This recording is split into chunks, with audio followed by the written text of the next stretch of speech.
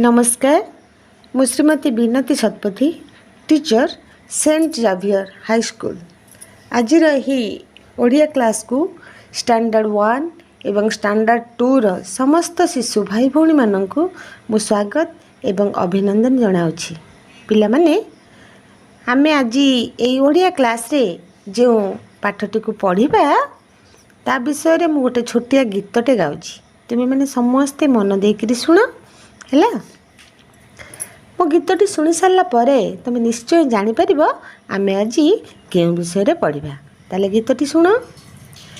ग्रीष्म बैशाख ज्येष्ठ मास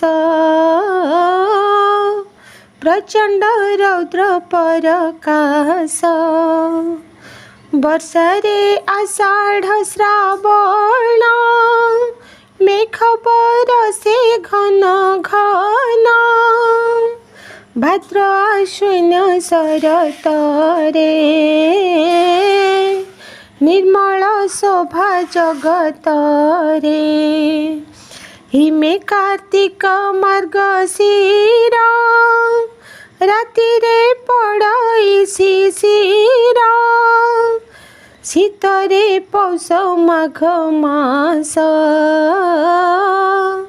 देहरे रख शीत बास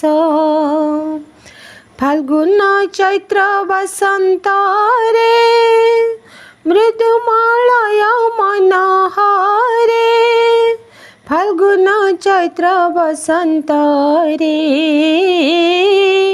मृदुमालय मन हरे।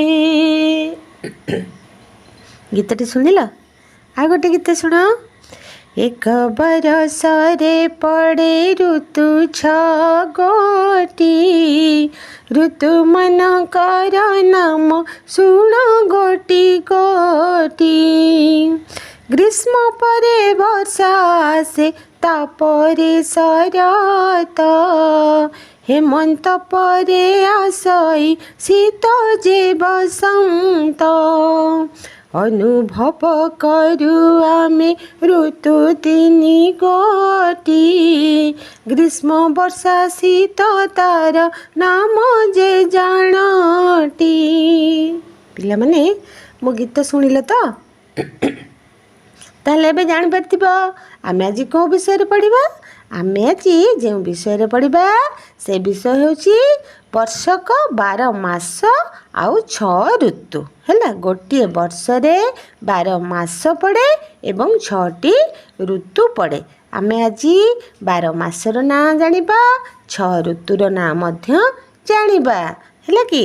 अच्छा आमर जो ओडिया 12 मास अच्छी से 12 मासर ना है बैशाख ज्येष्ठ आषाढ़ श्रावण भाद्रव आश्विन कार्तिक मार्गशीर पौष माघ फाल्गुन और चैत्र ये है ओडिया 12 मासर ना एवं 6 ऋतुर ना है ग्रीष्म वर्षा शरत हेमंत शीत और बसंत।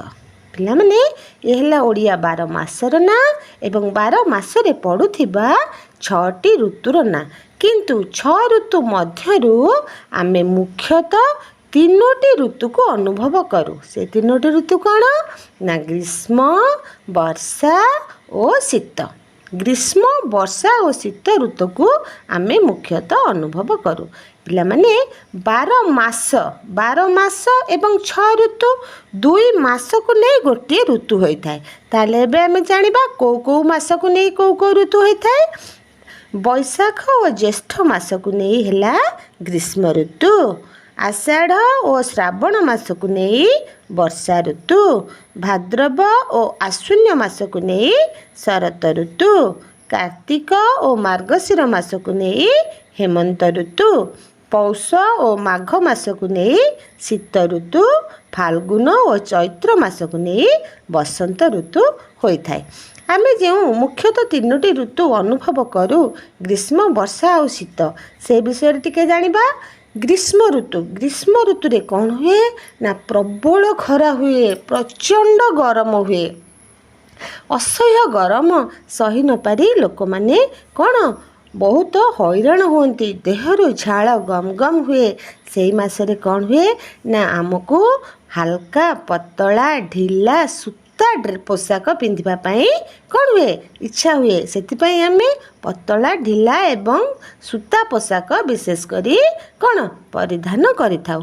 आ सेई समय कौन हुए ना लेंबू शरबत आउ दही शरबत ये सब ठंडा पानीय पीवा को बहुत इच्छा हुए बहुत भल लगे। आउ तरभुज तुम्हें मैंने समस्ते देखिथिब बाटे गला बेले सब तरभुज बिक्री होता है आमको से तरभुज ठंडा जिनस सब खाइबापी बहुत भल लगे। तरभुज काकुड़ी दही शरबत लेंबू शरबत विभिन्न प्रकार ठंडा जिनिस आमको खाइबा को बहुत भल लगे है। आउ बाट जितेबले रास्तार जाऊ थाए प्रचंड खरा होता है पादरे चारी चली चली गला बेले बहुत कष्ट अनुभव करे से सी कौन करे टिके पवन पाइबापी गछ छाई किछि समय विश्राम निए। तेणु ये तो खरा ऋतु विषय जानले ग्रीष्म ऋतु तापर आम वर्षा ऋतु विषय जानिबा। वर्षा ऋतु कौन हुए ना आकाश रे बिजुली चमके घड़घड़ी मारे चारिआड़ अंधार हो जाए वर्षा घोटी आसे एवं कौन वर्षा लगी रहे प्रबल वर्षा हेबारु रास्ता घाट चारिआड़ पानी हो जाए कादुଅ हो जाए यातायात आमको टिके असुविधा हुए है कि आउ नई नाल पोखरी गड़िया कूह जिते खालुआ जगह अच्छी सबू पानी रे भरी जाए। आउ से समय आमर चाष काम हुए कृषक ये वर्षा ऋतु रे अंटा भिड़ी चाष करने आगे जाए से वर्षा ऋतु रे चाष कर कृषक चाष करी आमको वर्ष सारा कौन आहार जोगाई थाए। आ वर्षा ऋतु आम कौन व्यवहार करूँ ना छता रेनिकोट ये सब जिनिस आम वर्षा ऋतु रे व्यवहार करूँ। एबे शीत ऋतु विषय जानिबा। शीत ऋतु कौन हुए ना प्रबल शीत हुए आउ तुम मैंने देखिच प्रबल शीत हेले सकाळु सकाळु सबू गछ पत्र आउ तले जो घास सब कौन हुए पानी पड़ी थाए से पानी कौन जानिच ताकू काकर कहती है शिशिर राति रे पड़ई शिशिर शिशिर अर्थ होउची काकर है राति रे काकर पड़े। आ शीत ऋतु रे प्रबल शीत हुए शीतरु आम रक्षा पाइबापी पशम पोशाक व्यवहार कौन करूँ कौन ना स्वेटर मफलर आउ कौन जैकेट राति रे शोला बेले कमल रेजेई ये सब पशम पोशाक आम शीत दिने व्यवहार करूँ। शीत दिने आउ कौन हुए जानिच शीत दिने विभिन्न प्रकार फूल फुटे आउ सेतिपई विभिन्न प्रकार फूल रे आमर धरापृष्ठ खूब सुंदर देखा जाए। आउ शीत दिने कौन हुए विभिन्न प्रकार पनीपरिया मिले से समय बहुत पनीपरिया सस्ता हो जाए आमको सुलभ मूल्य रे मिले आम विभिन्न प्रकार पनीपरिया खाइबा को पाऊ जेमिति कि बंधाकोबी फूलकोबी उलकोबी मूला एमती विभिन्न प्रकार पनीपरिया चाष हुए है। माने तुम्हें तो वर्षक 12 मास 6 ऋतु विषय जान लो। आज क्लास को ये रखा रहुची। धन्यवाद।